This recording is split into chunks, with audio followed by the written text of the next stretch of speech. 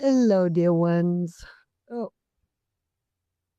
welcome to the Indigo Rose Lounge. My name is Alyce Dylan, and I am your host here in this lounge, which is a space for Indigo Adults, Empaths, HSPs, anybody who has more than five senses going on. So if you are extrasensory, if you are empathic, if you are what they call hypersensitive, I believe that's all part of spiritual perception, different windows into the same experience. Today, I wanted to touch on or go back to a subject I've not heard discussed really cogently for a decade or so, and that's men and women. Men and women. Some refer to it as the two wings of one bird, the bird being humanity, men and women being the two different wings that contribute to the ascent of humanity.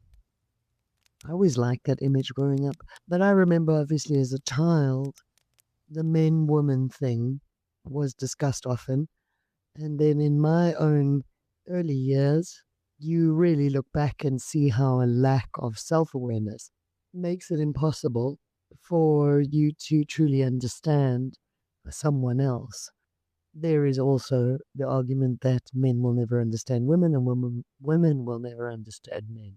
Because what motivates us, what drives us, are entirely different sets of things. But you add to the mix the last 20 years of mayhem, and now we have a real mess. Because it's not now just about men and women, it's about how many genders did someone say the other day? 13 different genders and pronouns, and oh, goodness me. Well, I don't know about all that. I know about men and I know about women.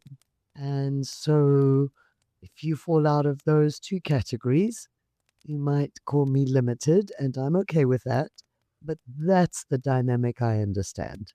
I've always had more male friends than female friends because I was never too trusting of women. Women were very emotionally volatile, and the males in my environment were more consistent.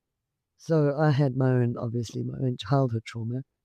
So men have always been more understandable to me than women, at least from a friendship perspective. In the relationship category, I never did understand men and what drives them in terms of relationships. So I'm just as men are from Mars, women are from Venus, as anybody else in the relationship space. But as far as men as friends were concerned, I adore the male energy, I think. And I felt very sympathetic towards my male friends as there has been this drive seemingly to toxify all men, call them the bad guys. Again, the moment you see someone saying that some group of people is responsible for all the ills of humanity, you have to remember the triangle. Remember that victim triangle? As soon as anybody tries to convince you that one person or one group of people are responsible for everything that's wrong in the world, that should raise a question for you. Because although men on their own, with just their gym membership, their fast cars, and their Rolexes, might not represent a whole, healed, and multi-dimensional human being, women with just a credit card and a bunch of shops to go shopping at, and even knitting and sewing and the rest, they would also not represent a whole multi-dimensional person. And there are a lot of aspects of men that really do complement the female, and also there are a lot of aspects of women that complement a higher level of expression from men. So a man on his own might never understand himself as well without a reflective partner who understands him better and can inspire him to reach into old trauma and heal it, or reach into ancestral pain and heal that. Women at their best and men at their best really do complement each other very well. And some of the best partnerships I've seen truly acknowledge that. We are equal, but we don't have equal roles. Our roles in society are different. That's the way it's always been. And you know that because all spiritual guidance across all of the different religious or spiritual texts throughout humanity have said that men and women have different roles. The more modern religions, the last few thousand years of religions, have been better at allowing women a more competent role, but in the times when women were to be protected at all costs, it was a different world. It was a world where women would be stolen and treated very badly. But even so, central to the theme of all the spiritual traditions is that women and men are complementary. Marriage is included in every single religion and even tribal doctrine. So there has to be something to this. There has to be something to the partnership of men and women. And a good partnership will really bring out the best in both sides. But there is one trend that I want to highlight that we can see throughout humanity. I saw something the other day, some woman, one of these kind of very liberal ladies, complaining about men.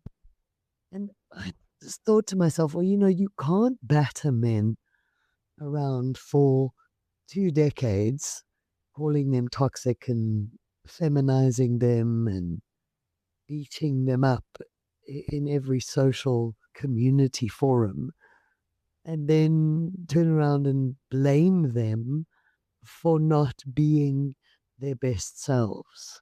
On the reverse, women have obviously, they've gone wrong somewhere because the majority of women behave in a victim capacity most of the time and don't allow themselves the space of vulnerability.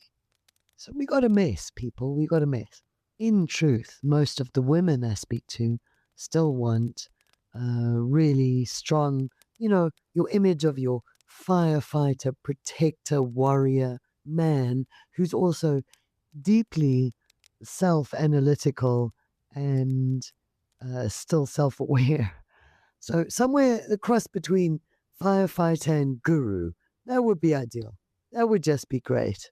And the men, they still looking for the cross between the pole dancer and their mother, who cooked really well. So we really have taken all of this out of perspective, and the pictures have just gone wrong. So again, this is coming back to, what do we want? What do we want? Really, it's more important to spend more time on what we want as humanity than what we don't want. Because the moment we put the cudgels down and stop whacking the stuffing out of each other, the sooner we can get to, okay, humanity needs, at the very least, humanity needs to move forward. Humanity needs to go on. And so what do we need to do to ensure that that happens?